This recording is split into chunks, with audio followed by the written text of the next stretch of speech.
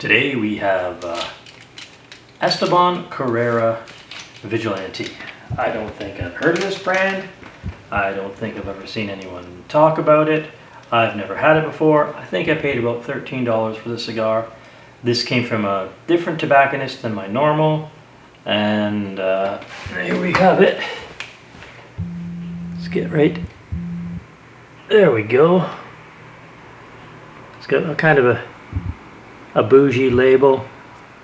It's a bit of a rustic wrapper. I will show you right around here. The foot of the cigar is cracked right out of the package. Now that could be user error. They were in my car and it was like an hour and a half drive. It's gonna cause a little bit of problem lighting up the cigar, let's be honest. It does look like it's a long filler. I don't know if you can see that in there. Maduro, you know, my favorite wrapper, as it tends to go. Now on the nose, I mean, this is very much like what you expect from like a Rocky Patel 92, that kind of thing.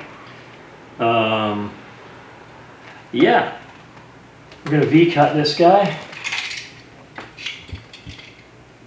and see where we go from here. Never had this brand before.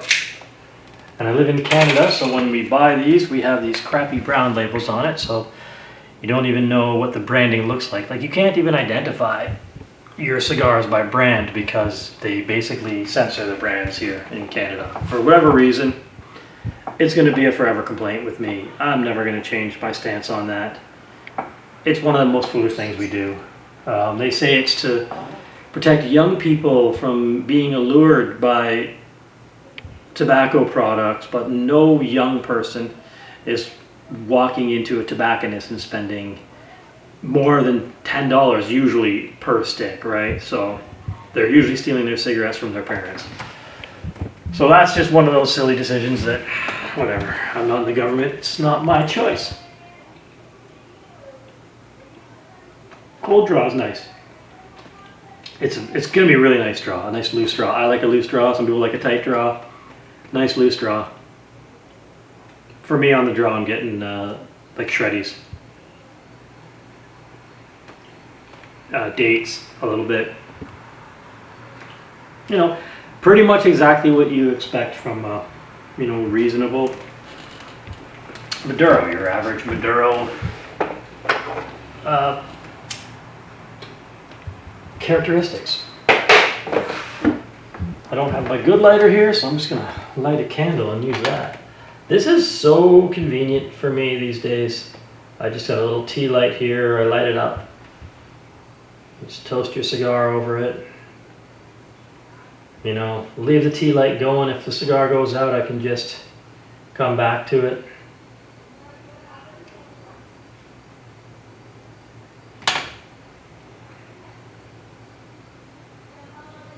So this is a really, really strong smelling cigar. It's taken quite a bit to catch. I find tobacconists, they seem to keep the cigars maybe a little bit too humidified.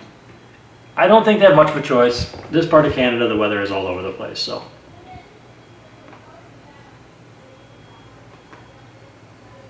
Right away, your standard Maduro wrapper flavor is basically what I was getting before on the cold draw, but slightly more intensified.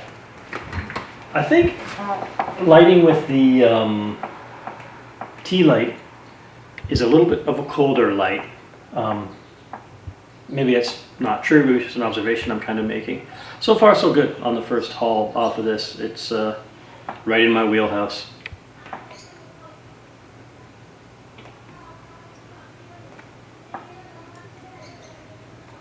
Nice on the retrohale too.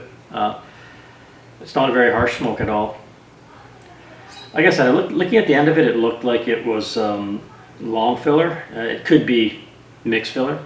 At this price point, I wouldn't be surprised. I think it was around $13, so not terribly expensive. It's kind of a cool label, Estoban Carreras Vigilante, some lions on there, some 1920-ish stylings. I'm a sucker for a fun label, so this has a fun label. Right away, I'm going to say, even though that foot was cracked, it lit fairly evenly. I can see it's going to be a little bit of an uneven burn, but not nearly as bad as I had expected. These flavors are really where I like them. Like really, this quite sweet, quite a lot of that sort of shreddy thing.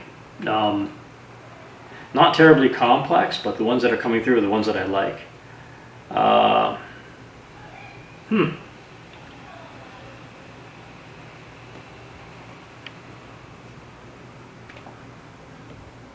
Wow. So far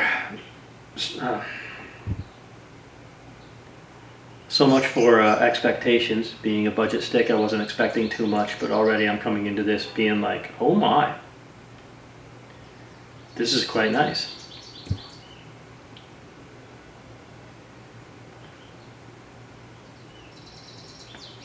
Kind of chocolatey.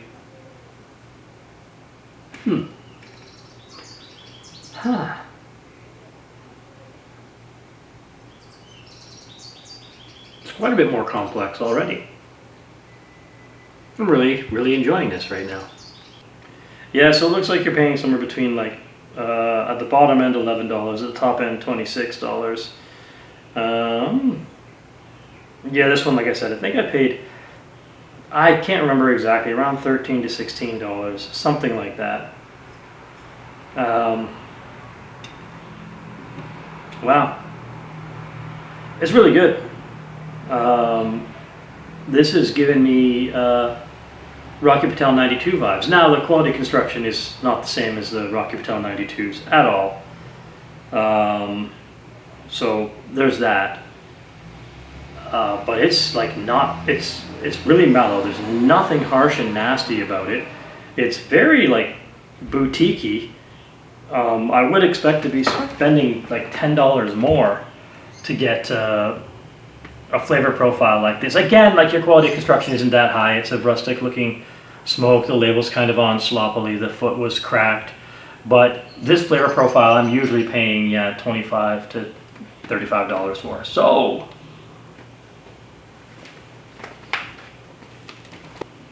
I am not feeling like this is a terribly high amount of nicotine. But like I was saying, the retrohale on this is nice and smooth too. Sometimes the retrohale can blow my sinuses right apart. The retrohale on this is decent. This is definitely going to be an hour and 15-minute smoke for me. And based on what I'm getting right off the nose here, right off the top, I'm thinking if I had to let this one go and relight it later, it would be a good cigar to relight. It has nothing harsh coming through that I don't like, which is crazy.